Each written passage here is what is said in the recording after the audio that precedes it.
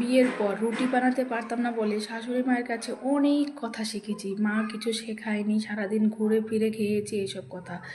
কিন্তু এখন ওই যে বলে না, মানে একটু ধৈর্য রাখতে হয়, কিন্তু শ্বশুরবাড়ির লোকেদের মধ্যে সেই পেশেন্স বা ধৈর্য কোনোটাই নেই। মানে এখন রুটি বানানো, মানে বানাতে বানাতে এত ভালো রুটি বানানো শিখে গেছি, তাও তোমাদেরকে দেখাই। এই দেখো কি সুন্দর রুটি বানাতে শিখে গেছি এখন, একদম নরম। আর প্রত্যেকটা রুটি এত সুন্দর করে ফোলে, মানে মনটাই ভালো হয়ে যায়। মানে রুটি বানানো শেখাটা আমার কাছে একটা আগে প্রজেক্ট ছিল। আজকে ব্রেকফাস্টে দেখো করেছি এই যে ফুলকপি আলু দিয়ে তরকারি আর হচ্ছে রুটি। তো চলো ব্রেকফাস্ট করি। সত্যি কথা, শ্বশুরবাড়ির মানে লোকেরা কথা শোনাতে পারলেই মানে নিজেকে খুব মানে বড় মনে করে, কি আর বলবো। এখন এরকম ফুলকো ফুলকো মানে গোল গোল রুটি বানিয়ে না শাশুড়ির মুখে একদম ঝামা বসে দিয়েছি। দেখ